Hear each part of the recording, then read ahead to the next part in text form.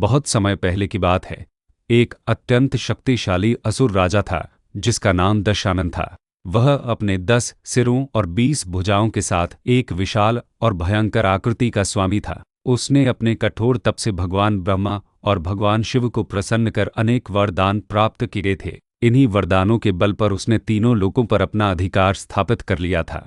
रावण एक महान विद्वान भी था। वह चारों वेदों का ज्ञाता था और ज्योतिष, संगीत और आयुर्वेद में भी निपुण था। उसकी बुद्धि की कोई सीमा नहीं थी और उसकी शक्ति अतुलनीय थी। लेकिन अपनी असीम शक्ति और ज्ञान के कारण दशानन के हृदय में एक गहरा अहंकार पनप रहा था। वह स्वयं को ब्रह्मा और विष्णु के बाद सबसे शक्तिशाली मानता था। उसने अपनी विजय यात्रा शुरू की, जिसमें वह एक एक करके हर पर्वत, हर राज्य और हर देवता को पराजित करता गया। उसने अपनी शक्ति का प्रदर्शन करने के लिए कुबेर से उनका पुष्पक विमान छीन लिया, जो उसकी विजय का एक प्रतीक बन गया। उसकी विजय गाथा की कीर्ति हर दिशा में फैल रही थी, लेकिन उसका मन अभी भी शांत नहीं था। उसे यह साबित करना था कि उससे बड़ा इस ब्रह्मांड में कोई नहीं है।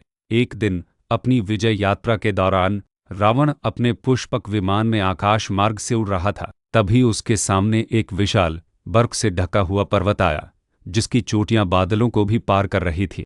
यह कोई साधारण पर्वत नहीं था, यह था कैलाश पर्वत, भगवान शिव का पवित्र निवास। पुष्पक विमान उस पर्वत के ऊपर से नहीं जा पा रहा था, क्योंकि वह स्थान स्वयं महादेव के दिव्य प्रभाव से संरक्षित था। रावण को यह देखकर क्रोध आ गया। उसने अपने पुष्पक विमान को नीचे उतारा और वहां उपस्थित शिव के गणों, विशेष रूप से उनके द्वारपाल नंदी को देखा। नंदी बैल के मुख वाले एक गण थे जो शिव के परम भक्त थे।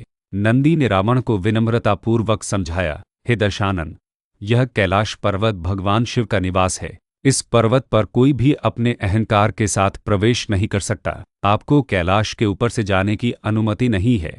यह सुनकर रावण का अहंकार चरम पर पहुंच गया। एक साधारण बैल के मुख वाला गणों से रास्ता रोक रहा था। रावण ने गरजते हुए कहा, मैं तीनों लोकों का स्वामी हूं, एक छोटा सा पर्वत मेरे रास्ते में कैसे आ सकता है? मैं इस पर्वत को जड़ से उखाड़कर दूसरी जगह फेंक दूंगा। यह कहकर रावण ने अपनी 20 भुजाओं से कैलाश पर्वत को पकड़ लिया। वह अपनी पूरी शक्ति लगाकर पर्वत को हिलाने लगा। रावण की शक्ति इतनी प्रचंड थी कि पूरी पृथ्वी कांप उठी। समुद्र में तूफान आ गया और पर्वत पर रहने वाले सभी जीव, देवता और यहाँ तक कि शिव के गण भी भयभीत हो गए। देवी पार्वती, जो उस समय शिव के साथ कैलाश पर विराजमान थी, भयभीत होकर शिव के आलिंगन में आ गईं। उन्होंने शिव से पूछा, हे प्रभु, यह कौन है जो हमारे निवास को हिला रहा है?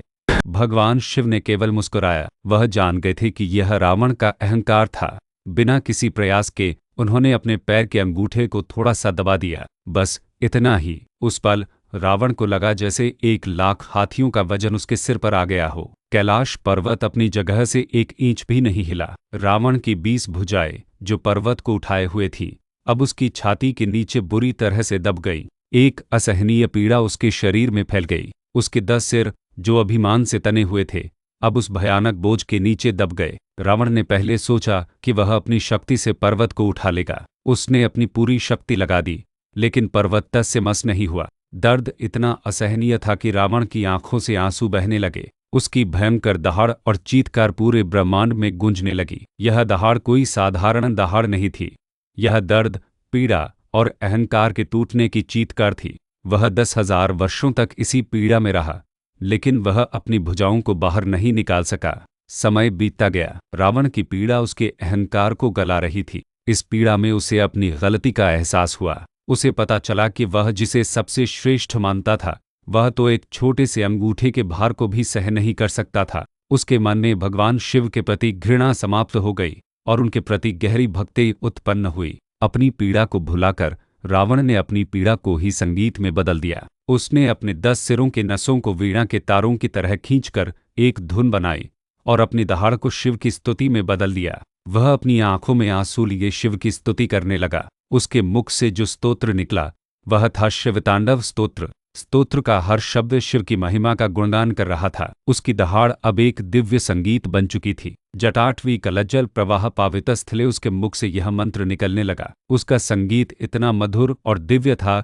कि पूरी सृष्टि मंत्रमुग्ध हो गई। शिव के गण, देवता और यहाँ तक कि पार्वती भी उस संगीत को सुनकर भाव विभोर हो गए। रावण की इस भक्ति और पश्चाताप से भगवान शिव अत्यंत प्रसन्न हुए। उन्होंने मुस्कुराते हुए अपने पैर का अंगूठा हटा लिया। जैसे ही दबाव हटा, रावण अपनी भुजाओं को बाहर निकालने में सफल हुआ। उसके शरीर की पीड़ा तुरंत समाप्त हो गई। वह तुरंत शिव के सामने नैल्त हुआ और उनके चरणों में अपना सिर रख दिया। शिव ने रावण को उठाकर गले लगाया और कहा, हे दशानन, तुमने अपने अहंकार को त्याग कर अपनी भक्ति से मुझे प्रसन्न किया है। आज से तुम्हारी गर्जना और दहाड़ के कारण तुम रावण के नाम से जाने जाओगे, जिसका अर्थ है जो दहाड़ता है। मैं तुम्हें एक वरदान देता हूँ कि तुम अपनी इस भक्ति से हमेशा अमर रहोगे और यह शिवतांडव स्तोत्र हमेशा भक्तों के हृदय में निवास करेगा। शिव ने रावण को एक दिव्य चंद्रहास तलवार भी भेंट की, जो उनकी भक्ति का प्रतीक थी। इस प्रकार रावण का अहंकार टूट गया और वह शिव का परम भक्त बन गया। यह कथा हमें सिखाती है कि अहंकार हमें अंधा बना देता है, लेकिन सच्ची भक्ति और पश्चाताप हमें ईश्वर की कृपा प्राप्त करने का मार्ग दिखाते हैं। यह कहानी इस बात का भी प्रमाण है कि भगवान शिव अपने भक्तों के प्रति अत्यंत करुणामयी हैं और वे अपने भक्तों के हर दर्द को समझते हैं।